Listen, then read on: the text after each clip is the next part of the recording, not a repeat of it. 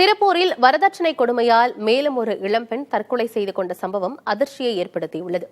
ரித்தன்யா உயிரிழப்புக்கு இன்னும் நீதி கிடைக்காத நிலையில் மற்றொரு பெண் தற்கொலை விவகாரம் பேசுபொருளாக மாறியுள்ளது. திருப்பூரைச் சேர்ந்த பிரீத்தி என்பவருக்கும் ஈரோடு வீரப்பன் சித்திரம் பகுதியைச் சேர்ந்த சதீஸ்வர் என்பவருக்கும் கடந்த ஆண்டு திருமணம் நடைபெற்றுள்ளது. அப்போது 120 சவரன் நகை, இனோவா கார் உள்ளிட்டவை வரதட்சணையாக அளிக்கப்பட்டதாக கூறப்படுகிறது. இச்சூழலில் பிரீத்தி குடும்பத்தின் பூர்வீக சொத்து 50 லட்சம் ரூபாய்க்கு விற்பனை செய்யப்படுவதை அறிந்த அவரது கணவர் அதனை கேட்டு கொடுமைப்படுத்தியதாக கூறப்படுகிறது. இதனால் தாய் வீட்டிற்கு வந்திருந்த பிரீத்தி மன உளைச்சலால் தற்கொலை செய்து கொண்டதாக தெரிகிறது. இதனிடையே பிரீத்தியின் உறவினர்கள் திருப்பூர் அரசு மருத்துவக் கல்லூரி மருத்துவமனைக்கு வந்திருந்த திருப்பூர் மாநகர காவல் ஆணையர் ஆகியோரது கார்களை மறித்து சம்பந்தப்பட்டவர்கள் மீது நடவடிக்கை எடுக்க வேண்டும் என வலியுறுத்தினர். இந்த சம்பவம் தொடர்பாக ஆர்டிஓ விசாரணை நடைபெற்று வருகிறது.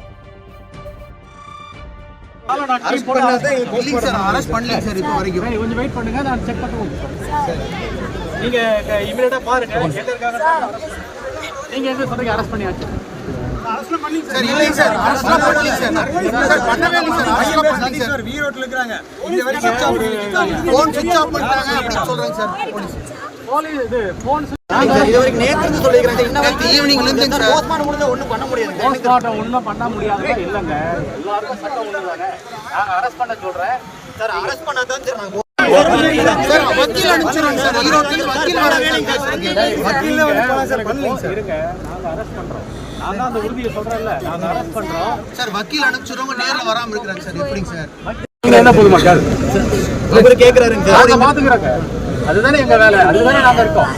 நாங்க பாக்குறோம். நீங்க வெயிட் பண்ணுங்க. உங்களுடைய இது வந்து ஸ்டேட்மென்ட் நீங்க ஆடியோ கிட்ட கொடுங்க. நான் கொடுத்துட்டேன் சார், பண்ணி கொடுங்க சார். ஆடியோ ரிப்போர்ட் வரும். கடவுளா நினைக்கிறோம் சார். அக்யூஸ்ட் நான் பிடிக்க சொல்றேன். நீதி வேணும் சார். அக்யூஸ்ட் நான் பிடிக்க சொல்றேன். சரி சார். ஒரு என்கொயரிக்காக நீங்க கூப்பிட்டு அதை பண்ணிருந்தீங்க. ஓகே, ஆடியோ என்கொயரி பண்ணிக்கிறாங்க. மாப்பிள்ளை பையன் வரணும்ல. நாளைக்கு இல்ல நாளைக்கு எனக்கு பாடி எடுத்தாலும் சரிங்க. நியாயம் கிடைக்கணும். சரிங்களா? நைட்ல இருந்து பேசுனாலே காலையில வரைக்கும் நீங்க என்ன சொன்னீங்க? அதுதான் சொல்றேன். நைட்டு நான் உங்களுக்கு கேட்டேன். எதுவுமே சொல்லல. நான் வந்து பொண்ணுக்கு வந்து தாய் மாமன் பொண்ணு தான் என்ன பிரீத்திங்க. சதீஸ்வரன்னு சொல்லி ஈரோடு வீரப்பஞ்சத்திர கல்யாணம் முடிச்சதுங்க. சித்தோடு கொங்கு மகாலில் செப்டம்பர் 15ஆம் தேதி கல்யாணம் முடிஞ்சதுங்க. 9 மாதம் ஆச்சு. நல்லா வாழ்க்கை நடத்துவாங்க அப்படிங்கிறத நாங்கள் நினச்சி தான் அந்த மாதிரி இல்லை. கல்யாணம் முடிச்ச உடனேயே அந்த அவள் பேரில் இருக்கிற 20 லட்ச ரூபா ப்ளஸ் வந்து அக்கௌண்ட்டில் இருக்கிற இது எல்லாமே வந்து அவங்க பேருக்கு எடுத்து மாற்றி எனக்கு பணம் வேணும் அப்படின்னு கேட்டு வாங்கிட்டாங்க. அதுபோக இப்போ ஒரு 50 லட்ச ரூபாய்க்கு ஒரு ஷேர் விற்றுது. அந்த பொண்ணு பேரில் இருக்கிற ஷேர் விற்றுது. அந்த 50 லட்ச ரூபாய்க்கு பணம் வேணும் அப்படிங்கிற டார்கெட் பண்ணி அது கார் லோனை முடிச்சு கொடுத்தா காரு விற்று நான் பணத்தை வச்சுக்குவோம் அப்படின்னு எல்லாமே மணி மோட்டிவ்லேயே மட்டுமே இருந்துகிட்ருக்குறாங்க. இருந்து இந்த பிள்ளைய ஒரே டார்ச்சரு, காசு பணம் எல்லாமே ஒரே டார்ச்சரு. அவள் தாங்காத வந்து இன்னைக்கு வந்து 1 மாதம் ஆகி சொத்தை விற்று பணம் கொடுத்தா தான் நீ என் கூட வாழ்வேன் அப்படிங்கிற கண்டிஷனுக்கு பண்ணி எல்லாம் ஒரே டார்ச்சர் பண்ணி இன்றைக்கி வந்து புள்ள தவறிடுச்சு.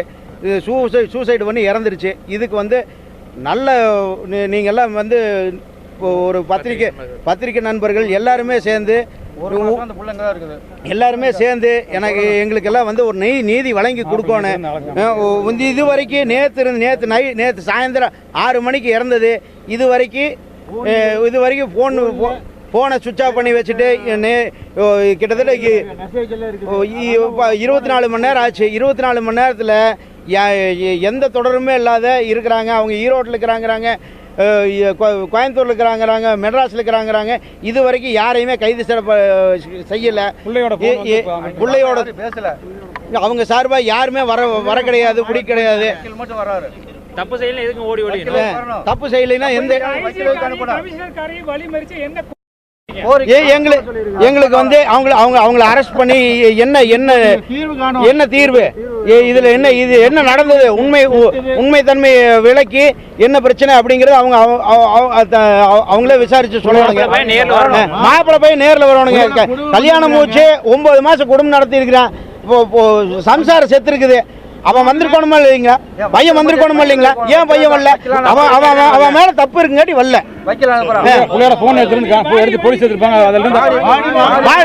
பாடி நாங்க வாங்க மாட்டோம்.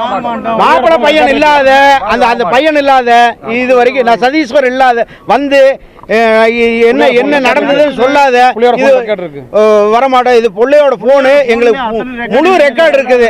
அது பேசினது, அவங்க பேசினது வரதட்சணை கொடுமைன்னா இவ்வளவு வந்தாண்டு இல்லைங்க. அது அத்தனையும் அனுபவிச்சு இன்னைக்கு புள்ள நம்ம கிட்ட எங்க இல்ல. இதுக்கெல்லாம் வந்து பத்திரிகை நண்பர்கள் எல்லாருமே சேர்ந்து ஒரு நியாயத்தை வழங்கி கொடுக்கணும். உங்களை வந்து கடவுளா நினைக்கிறோம். நீங்க தான் வந்து எங்களுக்கு நியாயம் வழங்கி கொடுக்கணும். ரொம்ப நன்றிங்க.